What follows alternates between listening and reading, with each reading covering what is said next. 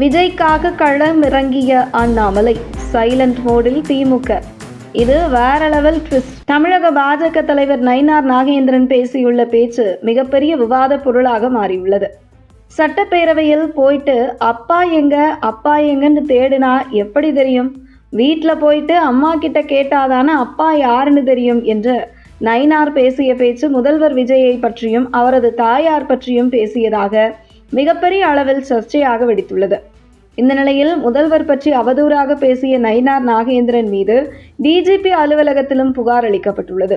வழக்கறிஞர் வர்த்தினி ஆன்லைன் மூலம் அளித்த புகாரில் அரசியல் விமர்சனங்களை மீறி குடும்ப உறுப்பினரை தனிப்பட்ட முறையில் இழிவுபடுத்துவது கவலைக்குரியது. நயினார் நாகேந்திரன் பேச்சுக்கள் மக்கள் மத்தியில் அவதூறு வெறுப்புணர்வை ஏற்படுத்தும் வகையில் உள்ளது. இது பற்றி வழக்கு பதிவு செய்து உரிய நடவடிக்கை எடுக்க வேண்டும் என்று கேட்டுக்கொண்டுள்ளார். இந்த நிலையில் நயினார் நாகேந்திரன் இந்த பேச்சுக்கு வி த லீடர்ஸ் நிறுவனர் அண்ணாமலை தன்னுடைய கருத்தை பதிவு செய்துள்ளார். அதில் தமிழ்நாட்டின் அரசியல் களத்தை அநாகரிகமாக்கும் பேச்சுக்கள் தொடர்ந்து அரங்கேறுவது மிகவும் கண்டிக்கத்தக்கது.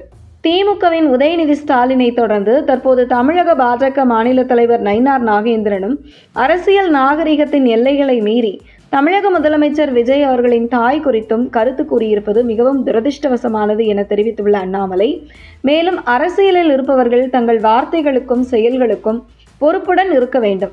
கருத்து வேறுபாடுகள் இருக்கலாம், கொள்கைகள் விமர்சிக்கலாம், ஆட்சியின் செயல்பாடுகளை கேள்வி கேட்கலாம்.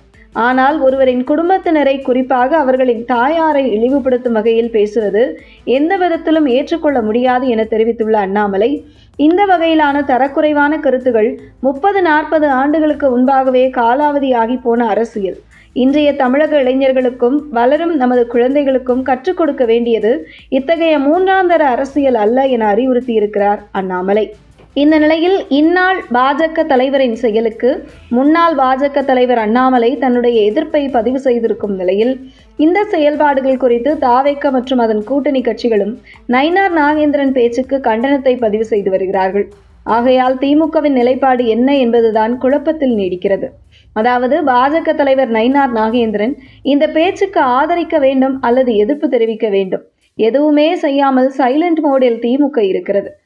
ஆனால் திமுக உடன்பிறப்புகள் சிலர் நயினார் நாகேந்திரன் பேச்சுக்கு ஆதரவாகவும், இன்னும் சிலர் முடிந்தால் எங்கள் தலைவர் உதயநிதியை கைது செய்தது போன்று நயினாரை கைது செய்து வாருங்க என திமுகவினர் தங்கள் கருத்துக்களை பதிவு செய்து வருகிறார்கள்.